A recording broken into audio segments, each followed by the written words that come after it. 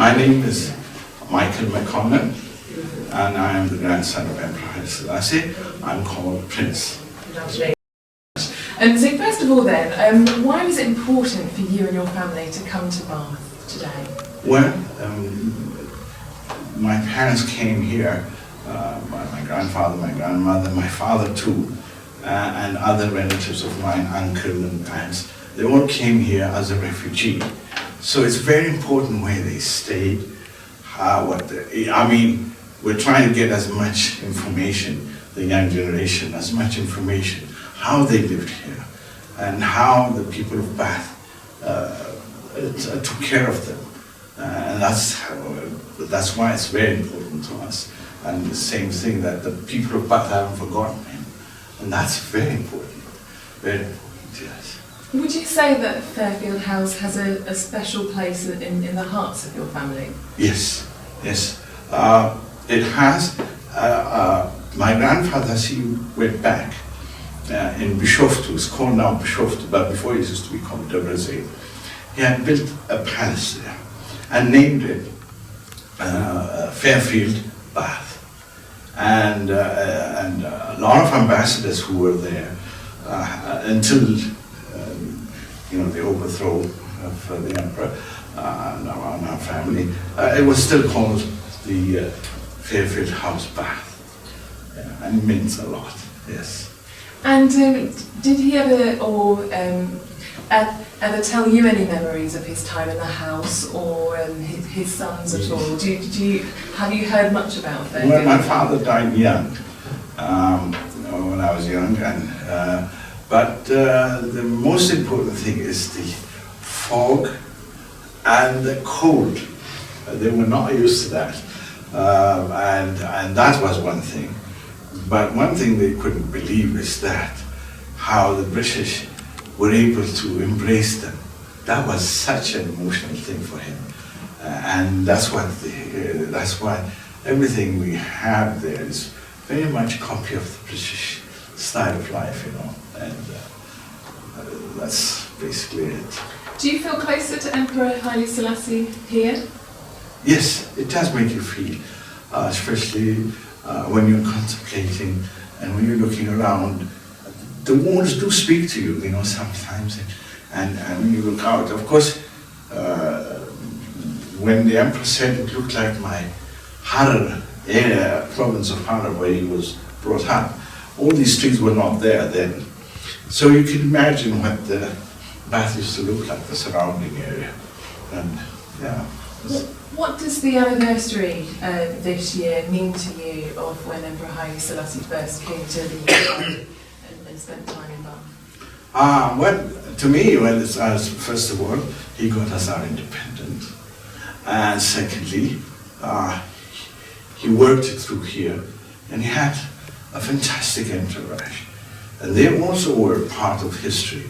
And so, this day, it always marks the freedom also your ancestors gave you too. So it's a mutual thing. And so Independence Day is always a very beautiful occasion. Always reminds the next generation what's going to, to remember that sacrifice were given. And I just wondered if there was anything that you might want to say to the people of Bath on this anniversary as well, because they essentially welcomed your family here for some time, didn't they? Yes, it's a thank you, a big thank you, and if I could hug everybody, I would do that. Thank them, really, seriously, sincerely, and it's wonderful to be remembered after 80 years. That the people of Bath still remember him, and young people are joining in with their parents.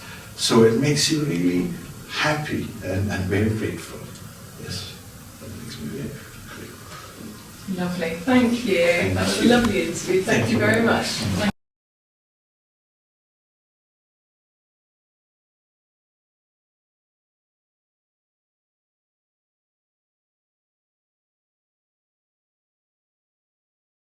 Chairman, honourable guests, ladies and gentlemen, welcome to this very special event to commemorate the 80th anniversary of Haile Selassie's exile here in Bath. It's wonderful to see so many guests whose lives and organisations have cultural, social and civic connections with Haile Selassie's stay in Bath and at his home here in Bath, Fairfield House. Well, tonight we're living history. There are people in this room who knew Haile Selassie and his family. I have a connection too, but you have to ask me about that later, it's a bit secret. We are in the very place, the Bath Spa Hotel, where the Emperor and his family arrived on the hot August days of 1936. Well, it's a great honour for me to be invited by Keith to chair this commemoration. I'm Anne, and I am the chairman of the Mayor of Bath's Corps of Honorary Guides. Bit of a mouthful. Well, I represent 85 volunteer guides who lead walks every day of the year, regardless of the weather, and we offer an interpretation of Bath's World Heritage status. Well, there is a connection, and tonight is all about connections.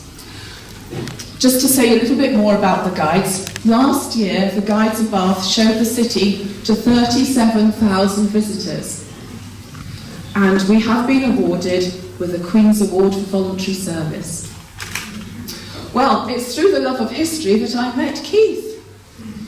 We have these biennial walking festivals, special walks that go outside our usual remit of the interpretation of the World Heritage Site. So we have walks about Bath and the Blitz, about the canals, the industrial heritage of Bath. Well, it was on one of these walks that I met Keith. And I went out the next day on a special walk, and I met Keith. And I went out the next day on another walk, and I met Keith. And in the end I said, would you like to have a cup of coffee? And that's how I met Keith. Well, Keith had just moved to Bath, and it wasn't long before Keith too was training to be an honorary mayor's guide. And I'd just like to say how much he has enriched our Corps of Guides, because not only has he got this great passionate love of history, of local history, but he's brought a new dimension to the Corps of Guides, a global dimension, but to Bath heritage, and that's what tonight is all about. So without further ado, I'd like to introduce you to Keith Bowes, fellow guide and author. So Keith, will you tell us some more about the Emperor's time in Bath and in this hotel in particular? Thank you, Keith.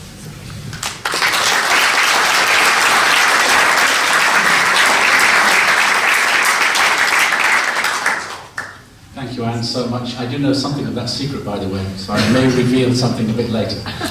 First of all, though, as Anne said, we're delighted to have you all here. You're most very welcome. It's about connections tonight. The High Sheriff is here. His father met the Emperor when he was here at his bookshop and bookbinding or rare books. So that's one connection. The Chairman of Baines Council is here. The Emperor did a lot with the Mayor of Bath, with the Guildhall. He was made a freeman of the city. And there are other people from Baines Council here. You're all very welcome. There are also people, as Anne said, who knew the Emperor. There are people like Prince Michael, who was related to him. There are other people who have met him, either here or in Ethiopia. There are other people here who have met members of his family. I'm hoping towards the end we'll throw the microphone open and maybe you can share a memory, which would be really nice, because in this room we have many people from many aspects of life in Bath which coincided with the Emperor's. We have, for example, I'm not sure whether it's here, or someone from Royal United Hospital. The Emperor visited there. Moncton Coombe School, I don't know if anybody made it from Moncton Coombe. Very welcome, connections with the family. The Roman baths, yes, he went to visit the Roman baths. Bath Spa University, some students, great. When it was Newton College in 1954, when the Emperor came back to be made freeman of Bath, he visited there. And a lot of Bath Spa students now study the history of the emperor's stay here. So that's a great connection to have. We're seeing some of the slides going through. These are some, an example of the emperor's life in Bath, but also some of his life in Ethiopia. So there are also these links then with specific organizations. Then, of course, the emperor interacted with the police. There's a member of Avon Police here tonight. You're very welcome. He was guarded sometimes at Fairfield House, sometimes he went to the Bath and West show. Police would be there. I don't know if anybody from Wessex Water. Did someone come from Wessex Water? Yes, you're very welcome. Interaction with all the utilities. Some of you may know there was a problem with the electricity company then, especially, and there's a famous story of the emperor ran out of cash, well, hard cash, while he was here, and it was brought to the attention of the chairman of the then electricity company, who went to Fairfield House to try and say, "Please, Your Majesty, could you pay this bill, maybe?" And he went in there and he found the emperor shivering in an overcoat in a dank November day, and he said, "Very nice to meet you, Your Majesty. It's okay. Please carry on. No problem." And we also have here Hilary King from the Little Theatre. Hilary played at Fairfield House where the royal family was. And her family also delivered coal to Fairfield House sometimes to help with the heating. So there are some wonderful connections. There are other people here, Tim McConnell, who knew some of the family as well. Some tremendous range. We also have people, of course, from the Ethiopian community in Bristol, I think Swindon maybe, some will make it from Swindon. We have people who work in Ethiopia, who live there. Sue was a tour guide, Arabella, who lives and works in Addis Ababa. We have Miles Wickstead, the former British ambassador to Ethiopia, he's here. So there are many, many ways in which people have connected. And of course, in a sense, everybody is connected, all the people of Bath, because they gave him a great reception there when he had to flee from the Italians. So that's some of the connections. What is Anne's connection? Well, it just so happens that when she was a sixth former, she went out with Prince Michael's brother. So there we are. And we need new connections here. Thank you, Keith. What about my connections? Well, I went to Ethiopia for the first time 15 years ago, and I really just immediately felt at home there, and I taught at the university, which is the palace where the emperor lived before he came to Bath, and to which he returned afterwards. So I feel very connected, and that's what led me to write this book, which has been a great journey. I wish I would have met some of you before I'd finished version 1, because there's more material all the time. But thank you so much for that. If you'd like to buy it on sale, you're more than welcome. And I keep saying, I didn't write the book. I didn't write the story to sell the book. I wrote the book to sell the story. Because we've got a great story to tell. You probably know, some of you at Radio Bristol have been running this story all day. They must be short of news. It's council elections, I suppose, so what can you do? There's a great interest still. Everybody I meet has a story. There's someone from the Rastafari community here who support Fairfield House a lot. Many, many connections, which I hope we can celebrate in this occasion here. One connection, of course, is, perhaps if someone could bring me this photo, because I've got a microphone. This is a big connection with this hotel. Here we are. This is taken on the steps here. You probably recognize the steps of the emperor. And was that? How was that? Wow! Organization. How amazing that was. Right. So. This is the emperor, obviously, and this is the mayor of Bath at the time, Dr. James Carpenter. But I have another secret, because we have here Chris Fox, who is the great niece of the mayor. Chris is way below, yes. Which is fantastic. So we have living connections, living history. And she tells me, although the Bath Chronicle described him as James, his name was actually Sid. They called him Uncle Sid. Sid. So we have special inside knowledge. Thank you to Bath in Time, who sort of look after the digital archive of Bath's history, where this archive comes from, and to the Bath Chronicle, who actually provide a lot of photographs and information about the Emperor when he was here in Bath. So the Prince will be presenting this shortly to the hotel, and they display it in the foyer. Because not many people know that the Emperor came here first. People know about Fairfield House a little bit on the other side of town, but they don't really know much that he came here. He came here in August 36, as we said. He left Ethiopia around this time, 80 years ago, by ship. He went via Jerusalem, ended up landing on the south coast, came to London, went to Scotland, went to a few places, made a speech to the League of Nations, an epic speech. Came to Bath, first of all, for rest and recuperation. He was nursing some wounds from battles in northern Ethiopia. The Italians had been attacking with mustard gas. He had a few injuries, and I think he was exhausted. He wanted to take advantage of Bath's spa, and he went to the spa baths. He came to this hotel with a few of his children and a couple of bodyguards, and he settled here, was very happy. They were in the wing, we think, over there, this side. The hotel is pretty much as it was this side. This is new, the other side. So we are in the hotel where His Majesty actually was in 1936. And they were seen strolling in the gardens. He used it as a base to visit the royal baths and etc., etc. And there's also one story while he was here. The hotel at that time had 100 bedrooms, 60 with hot and cold running water, so it was a state-of-the-art in 1936. And it had an orchestra, a ballroom, it had sort of all the lands you see outside, the wonderful gardens. And Princess Sahai, who was one of the Emperor's daughters, 16 or 17 at the time, and like all teenagers, she went to see what was happening at the ballroom. And she was asked for a dance by some English gentleman. And this scandalized one of the Emperor's aides, a man called Dr. Bayen, who was his doctor and had been with him on the battlefields.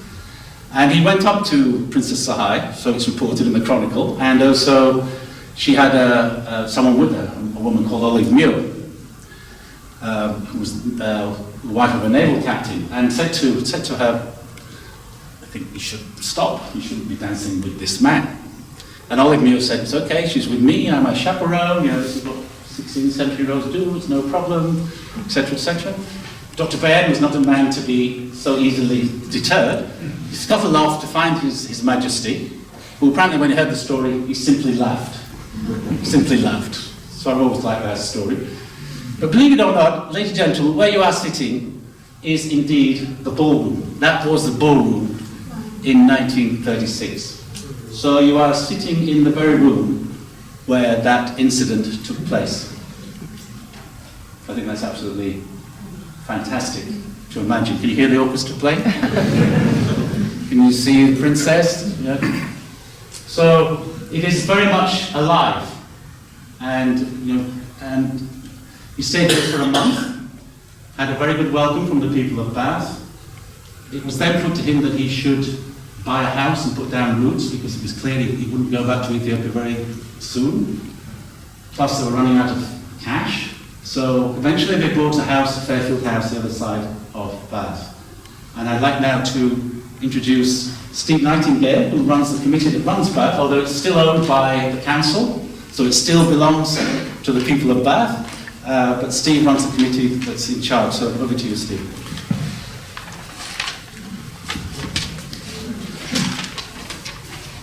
Thank you very much, Keith, and welcome everybody tonight. I'd like to especially thank Keith and McDonald Bath Spa Hotel for arranging this evening, and thank you very much for coming out. We're here to mark his stay at this hotel 80 years ago, and it's 80 years ago today that Addis Ababa fell to the Italians, and 75 years ago that Addis Ababa was actually liberated, and it's a significant day to the Ethiopian and Rastafari community. So it just occurred to me as I was sat down there, we're talking about significance. Put your microphone up. I'm sorry, I'm not used to microphone. Is that better? Can you hear me? Yeah. Fantastic. So, as Keith said, Haile Selassie was greeted very warmly by the people of Bath, and in recognition of that warm welcome, he left the house to the city for use by the aged. That's been honoured over the years, and it was a care home up until 1994, and it's still to this day, it's a daycare centre. It's time for a new chapter in its story now, and we've negotiated with Baines to actually run it as a community asset.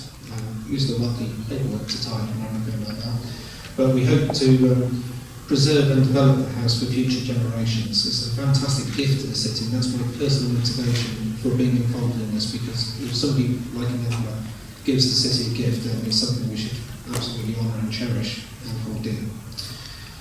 The house is also important to other different communities, so for the elders, it's a valuable space where they can meet and socialise, and that reduces isolation, which is very topical at the moment, and increases well-being. And to the Ethiopian and Rastafari communities, it's of acute historical and cultural significance. But everybody is welcome at Fairfield, and please do come and visit. And thank you very much.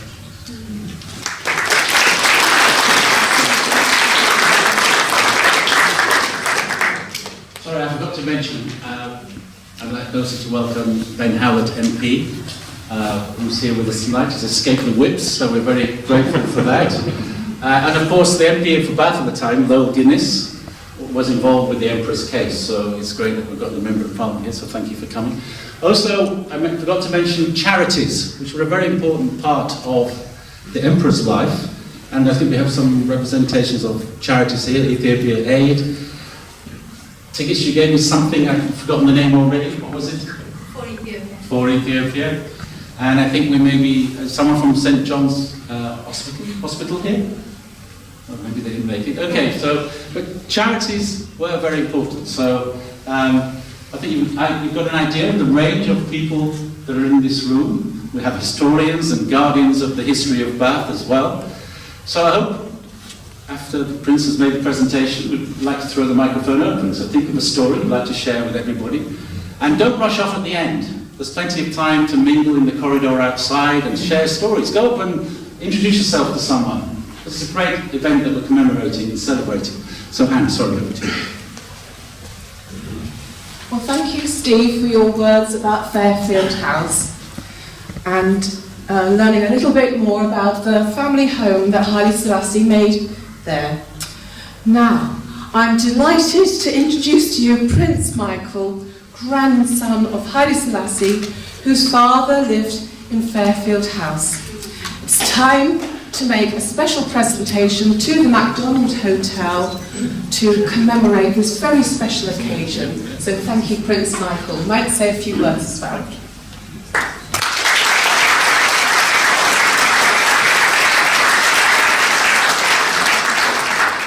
Good evening. Good evening, High Good Sheriff. evening. Good evening, Madam Chairman. Keith. I'm not going to say very much. The only thing I'd like to say is thank you for the people of Bath. It is really unbelievable. After 80 years, he's still remembered. It is a very emotional for me, and I'm very grateful to you. The people of Bath are the most wonderful people in the world, and I wish you all the best in the future too. I hope our relation will always continue. Thank you for listening.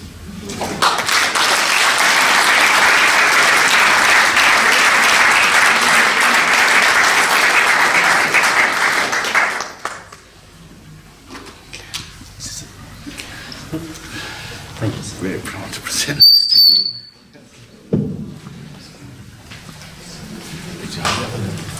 Let's see here.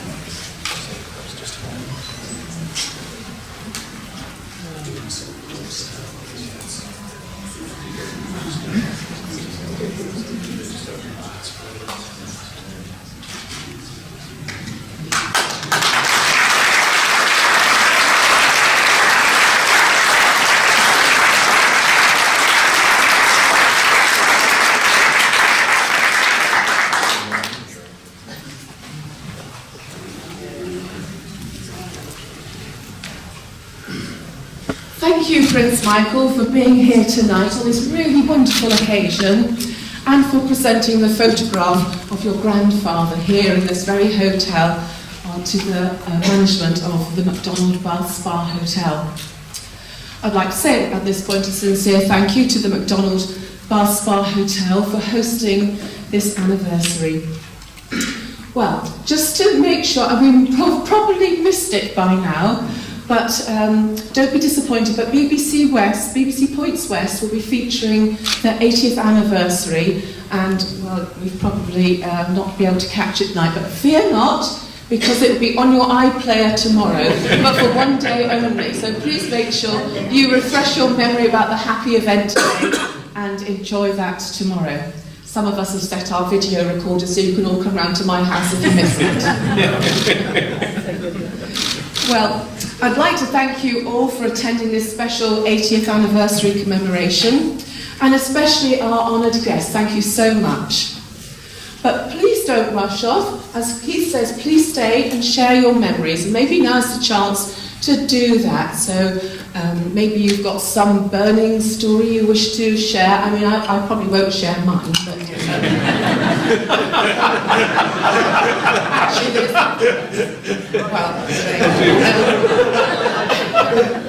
but stay and meet Prince Michael and hear more about Fairfield House.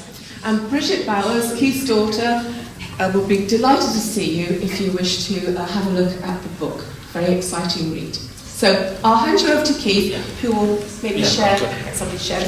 Please. Too much. Who's this microphone? Let me stretch a little way. So if you've got a very loud voice, please just stand up and share something. It'd be great if someone could just share a memory or a connection with the. Can we stretch that far, Michael? Can you help?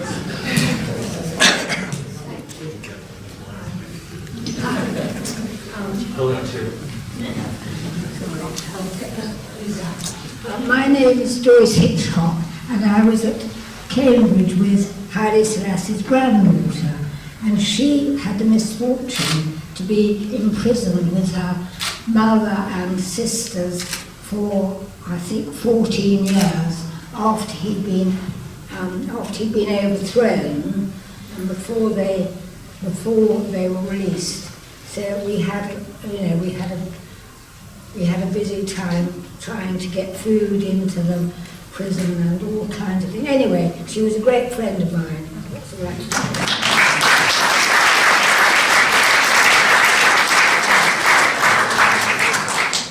Anybody else? Lots of hands going up. Anybody else? I saw lots of hands going up. Don't be shy. Don't be shy. Oh, what happened? Oh, well, it might be down to my story then. No, oh, someone is coming. Nick, yes. This is Nick. Yeah. This is a very much removed contact, but a couple of years ago, some of you may recall that the curses from the Roman baths were inscribed in the UNESCO Memory of the World Register. If you don't know what the curses are, they're little messages that, I know Italians are not your favourite people, but the Romans were here, a couple of thousand years ago, and if something bad happened, they'd write a message on a piece of metal, piece of lead, dear goddess, someone's stolen my gloves, please tear their eyes out and make them go insane.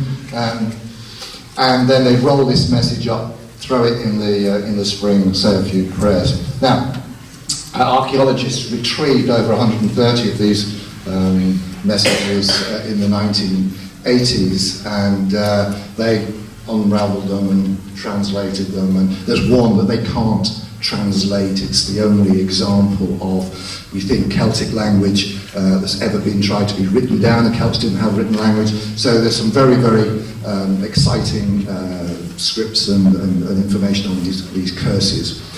When they were inscribed in the UNESCO memory, a lovely man called Mr. Getachew Ngida, not a name you can forget easily, Mr. Getachew Ngida who was the Deputy Director General of UNESCO, came to conduct this ceremony.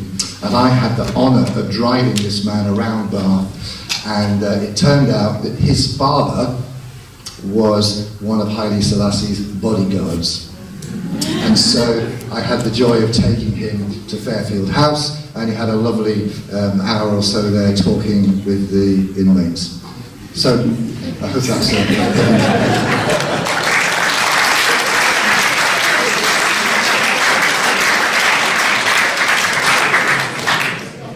Come on, don't be shy, one or two more. Yeah, maybe you. I should have said that with the Emperor were some of his staff and some of his closest advisors, his cousin Raskasa, his foreign minister Haroi, Emu is Haroi's granddaughter.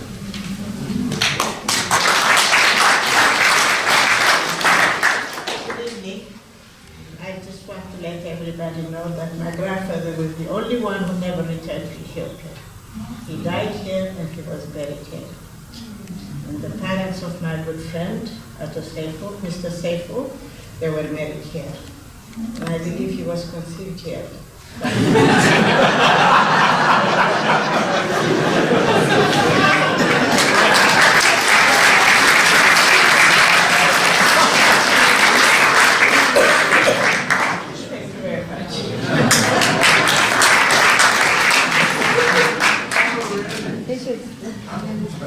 Yes, Sheriff, please. Thank you. It was actually the thought of the conception which brought something to mind. I've got a tenuous connection in as much as we have the old bookshop down by the railway station, and Haile Selassie visited. I know this because Derek Harris, who started with me in 1944, remembers it well. He didn't enjoy the visit because it was at 11 o'clock in the morning and he missed his 11s. However, we didn't receive a royal warrant from Haile Selassie. We received a royal warrant from Queen Mary. The reason we received a royal warrant from Queen Mary is she came to Bath frequently because she was living in Badminton. She came into our bookshop frequently. She chose books for herself frequently. She removed the books from the bookshop frequently. She never paid us. We received a royal warrant. However, that's not why I'm standing here. I mentioned to a wonderful woman who's been working for me for a good 20 years, called Pam, that I was doing a function in Bath tonight. Alleluia, I've been in Taunton 4 times already this week.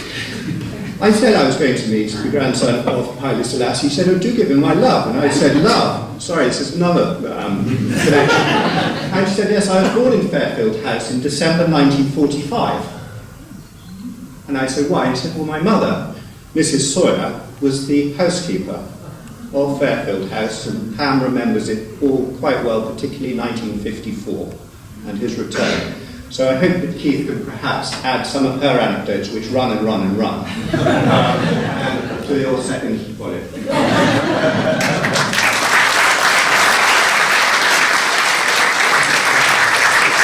I'll tell you one anecdote about Rosalind Sawyer.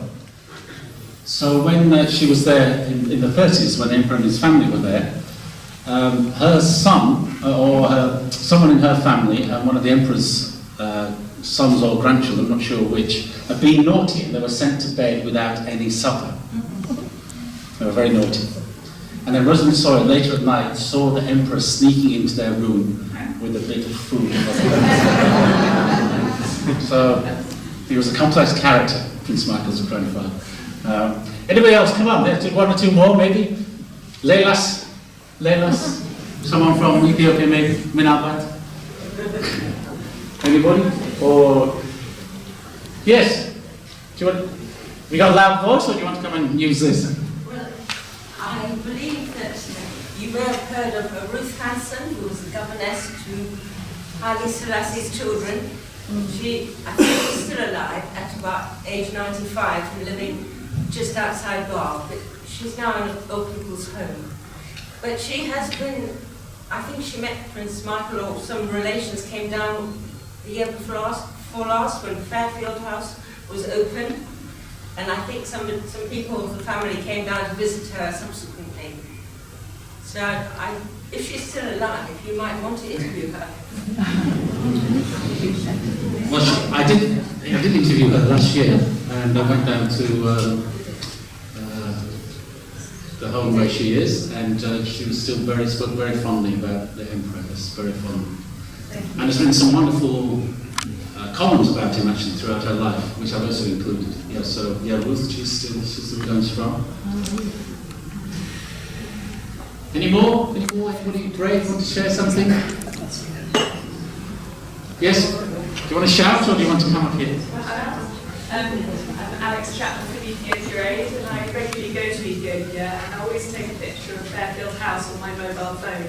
And people are always fascinated to hear that the Emperor came to Bath, and they love to see a picture of the house, because most of them don't realise that he did spend time here.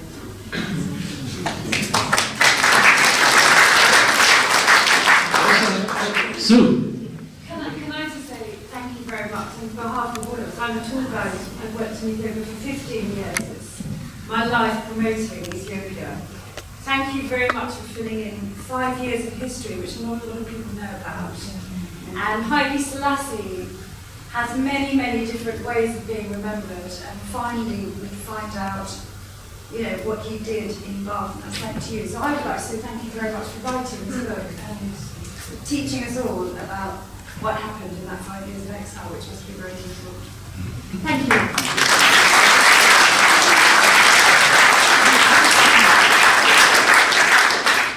Well, I think on that note, we can't miss another. Thank you so much. It's been a real joy to write this book. It's an adventure, and edition 2 will be better. And but it's a thrill that so many people wanted to come. We're overwhelmed with the response, Anne and I, really. I'd like to thank Anne and everybody who's been involved behind the scenes. Thank you so much.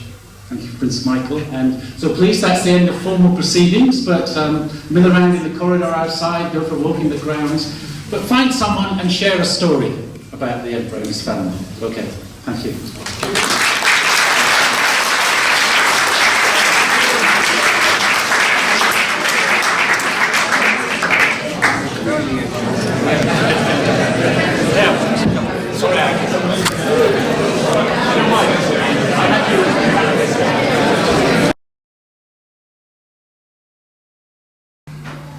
But I was so pleased to meet everybody, and it's been a great joy for me to meet you all and to know that you still exist and I still exist. Oh, so sweet. Very nice. That's very nice. It's very nice.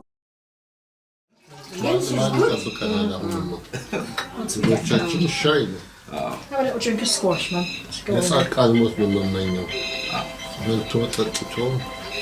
ጸልዮ 75 ዓመት 80 በለው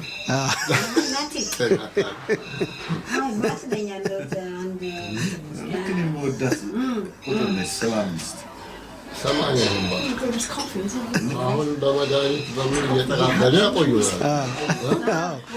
80 ትታለፋለች እኮ ምን አላት? አልደርስም። እዛው እሺ አንተ እንዳልከው እግዚአብሔር እዛ አልደርስም፣ በጊዜ አልደርስም። ከዛ ይበቃል። ቴንክ ዩ በለልኝ።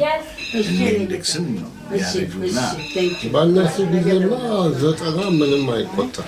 ኧረ አሁን በሕክምና እየተራቀቁ አሁን ልጅ እየተባሉ ይቆያሉ። አሁንማ እንትኑንም ራሱ ሊያራቡት ይችላሉ በ48 ጉበቱን ምናምኑን ከንትን ወስደው ከራስ ከተገኘ በቃ I'm taking a picture of you, so you have to keep on smiling. She likes your handshake. Oh, nice firm handshake. Yes. I like a nice firm handshake. I don't blame you. You're right. It's not one of those limp handshakes. I'm taking a picture of you. Picture of me? Yes. With your mother? Yes. Yes. Yes. Isn't that wonderful? Yes, it's wonderful. Eh? It's great. I'm old. You're not old. You are young. How old are you? How old are you? I'm 90.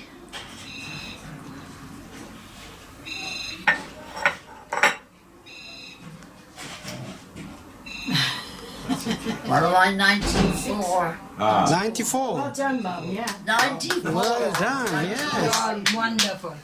You are amazing. Yeah. You are amazing. Yeah. You are amazing. Very ancient. You understand? I just love this one. You are full of life. That's the important thing. Ada? She's full of life. She never went to Ethiopia, did she?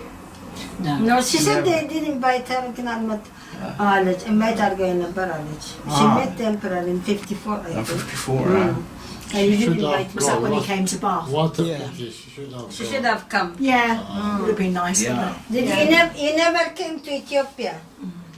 He didn't go to Ethiopia. He didn't go to Ethiopia. Ethiopia. Ethiopia. He didn't go. You didn't go. Why didn't you go to Ethiopia? Why did I? Why did you go go? to Ethiopia? Too far, I think. Why do I particularly remember Ethiopia? Okay. Well, I suppose really it's long distance memory because something you did for some years and enjoyed it is in your memory. Yes, very true. Yes. It would frighten my daughter to death, but it's all right with me. It's safe with me. I don't feel strange, and I ought to. So there we are. Let's shake hands on it. Yes. Shake hands on it. Yeah. Nice firm hand. Thank you, sweetheart. Thank That's you. what I like. I like a nice firm handshake. I think it shows confidence in you. It does, Very good. They show that they think you're capable of things. That's true. Thank you very much. I do appreciate it. Me too. Love seeing you. Just love seeing you and talking to you. Well, it was very nice for me. And do you remember Haile? Do you remember Haile? Haile at the Fairfield House, Haile Selassie? Vaguely. Prince Haile Selassie? You told me last time he complained to his mother. Oh, he complained to his mother. Because you didn't take him to the park. Oh, because I didn't take him to the park. That wouldn't surprise me. Oh, the one child complained. Did they? Because they wanted to go to the park when they wanted to go to the park. Not when you wanted to take them to the park. They kept saying, we're going to the park. And I kept saying, no, we're not because we're going to have our lunch in a minute. And he said, we don't want our lunch, we want to go to the park. And that's how it went on. But I enjoyed it. I enjoyed working for the emperor. Do you remember the old monk of Bahanna? Yeah, You do it. yeah. They were always very good and kind to me. Yes. Yeah. And that was a great joy for me. That's good. That's good. Well, I felt as if I belonged to the family. You are the family, yes. And that was lovely for me. Yeah. It's really.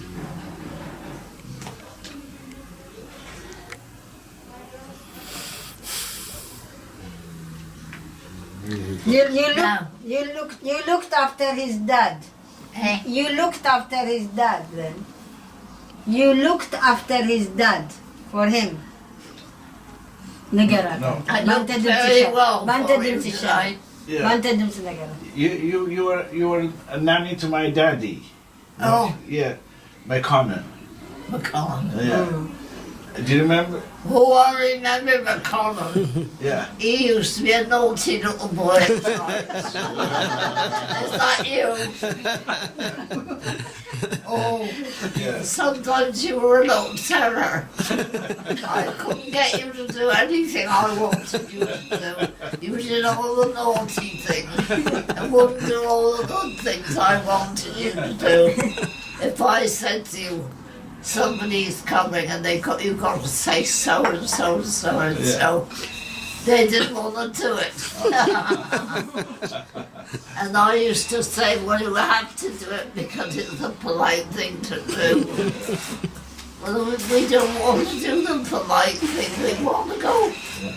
We want to go home and do so and so. And I used to say, well, you can't because we can't do that.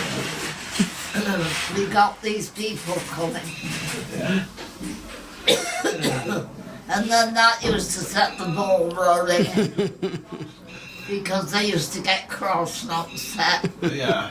Because it was the things that they were used to doing, Yeah, you see. yeah. And children don't understand. No, they don't. They don't understand. They think that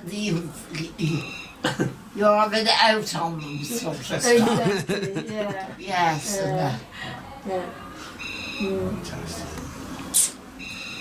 Do you remember my granny?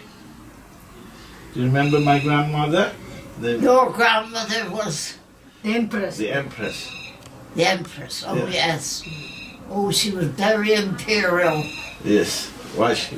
Do you remember? You don't remember her? I do remember her. Oh yeah. Yes. Very imperial. Very important. That's good. You know, I'm somebody sort of thing, you know. Right. And so we couldn't do anything about that. Nobody was allowed to do anything about that. And the children used to run to her. Yeah. To complain about you. Yeah? Eh? That's what. Did the children go to her to complain? Yeah. Yeah. You had no complaints about the children. The children, were they going running to complain to her? Complain? Oh no, I never. I didn't dare complain. Because complaints I don't think were allowed. I think it was supposed to be, if anything was wrong, it was my fault. No, it is my fault.